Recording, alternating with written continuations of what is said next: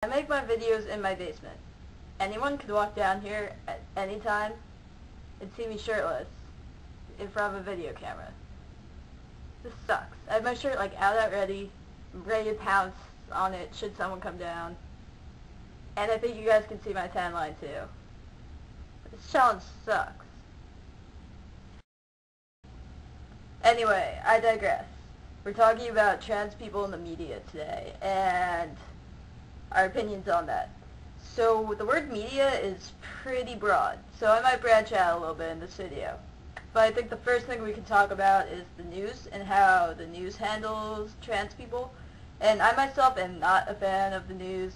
I don't watch it. I read the newspaper. I know. Who reads the newspaper anymore? And not on my Kindle.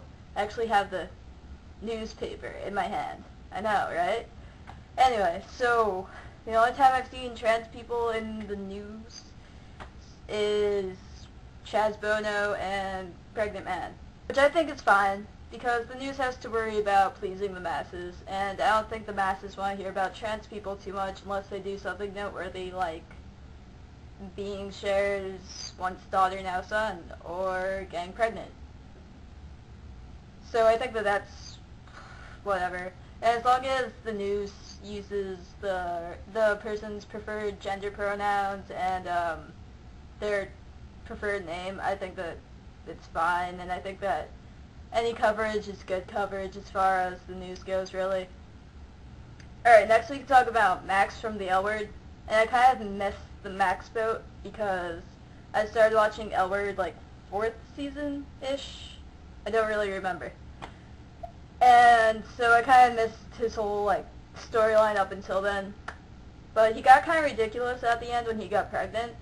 But the show also got ridiculous at the end, just in general. He seemed to be well received by lesbians at least, because I know the chicks that I hung out with loved him. And then there's Brandon Tina of Boys Don't Cry. And I know there's that whole debate over if Brandon Tina was a lesbian or if he was trans or whatnot. But for the purpose of this video and the purpose of life, I'm gonna claim him for the trans team. Lesbians just have too many people on their team. I mean, you guys have Ellen. Let's have Brandon. Please? No, I'm kidding. But Boys Don't Cry, I think it was a very good movie in the sense that it hit mainstream masses very well. And it showed trans people not as freaks, but as regular people in a really shitty situation, and it made the viewer very sympathetic of trans people. However, from a trans person point of view, that movie scared me so much after I saw that, and I think I saw it I want to say freshman year-ish. I was like, uh-oh, I'm gonna get my ass beat.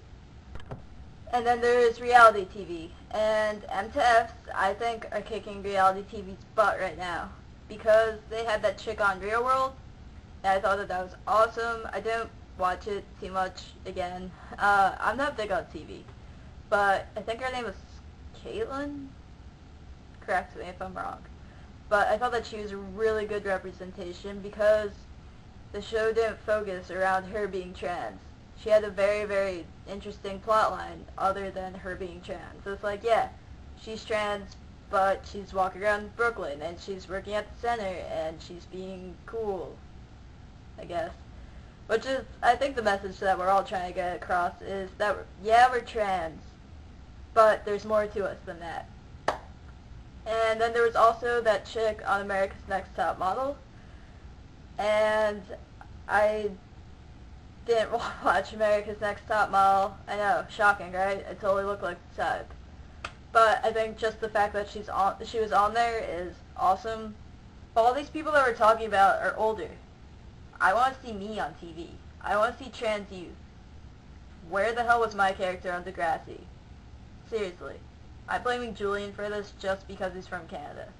But Degrassi dealt with everything except trans kids. They dealt with gayness, they dealt with STDs, they dealt with pregnancy, they dealt with that cripple kid. Where was I? What the hell? Not cool, Julian. Not cool. The only trans youth I've ever seen on TV was in the show The Listener, and it was in one episode. There was a kid called Daniel. He was a runaway. He was 16. He was stealing from pharmacies to pay for his living expenses, and also he stole steroids, which he injected instead of testosterone. And that's so dreadful that that's the only representation of trans youth out there right now. So what's the solution to this? Right now there's a short film being made by Columbia grad students. It's called Loop Planes. It's about a 13-year-old F to M who's living at an amusement park, and a bunch of crazy stuff goes down. I have really high expectations for the film. It's all about normalizing trans kids, and not only do I think it's going to appeal to mainstream, I really think that it's something that sort of LGBTQ youth can look at and be like, oh my god, I'm normal. That kid's like me. Oh my god. So I'm really excited for it. It's in pre-production right now. It's filming in 2 weeks, and I don't know when it'll be out, but I'm going to put the link in the sidebar. And that's my challenge for everyone. It's not just the boys, but anyone who watches this is check out the link in the sidebar. It's cool stuff, really. And hi, Robin. So check out the link in the sidebar, please. There's some other form of media that I haven't talked about yet. Oh yeah, this. All of this. This is media. I mean, sure, there's no directors and camera crews and producers and makeup artists, but for me, that's what YouTube's all about. If Hollywood's gonna ignore us, I'm gonna take matters into my own hands, and that's why I'm here. That's why I think this channel exists. However, if Hollywood wants to take us over, I'm totally cool with that too, because I think that would make a really, really sick sitcom.